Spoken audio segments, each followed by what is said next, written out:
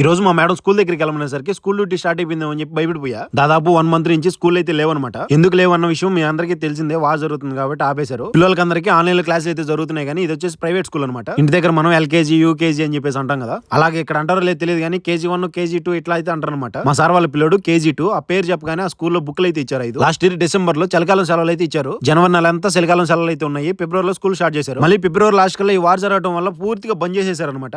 మార్చి April May school అయితే జరుగుతుంది. June July August సెలవులు ఇచ్చేస్తారు సమ్మర్ హాలిడేస్. సెప్టెంబర్ లో స్కూల్ మళ్ళీ రీఓపెన్ అవుతుంది అనమాట. ఈ వారు వల్ల already 1 month close school. April May online లో క్లాసులు చెప్పి ఎగ్జామ్స్ రాసేసి జూన్ జూలై ఆగస్టు 3 నెలలు సెలవులు ఇచ్చేస్తారు. అంటే కోవిడ్ గవర్నమెంట్ రూల్ ప్రకారం కంటిన్యూగా 5 నెలలు స్కూల్ సెలవులు ఇచ్చేసి ఈ వారంతా తగ్గిన తర్వాత డైరెక్ట్ సెప్టెంబర్ లో ఓపెన్ చేస్తామని చెప్పేసి రూల్ చెప్పారనమాట. ఈ రోజే స్కూల్ దగ్గరికి 2 times వెళ్ళేసి పేపర్లు అయితే తీసుకొని వచ్చి కోవిడ్ లో పనిచేసే డ్రైవర్లకి సగం తలనొప్పి తగ్గింది స్కూల్ డ్యూటీ లేకపోవడం వల్ల. చిన్న చిన్న డ్యూటీలు ఏంటంటే చేసుకొని తినడం పనుకోవడమే. కావాలంటే మీ రిలేటివ్స్ లో ఉన్న గల్ఫ్ దేశాలంటే వాళ్ళకి వీడియో షేర్ చేసి అడగండి. వీడియోలో మా సార్ కొడుకు పేరు ఉంది, గమనించుంటే కామెంట్ చేసి ప్లీజ్ లైక్ చేసి సబ్స్క్రైబ్ ఉంటా.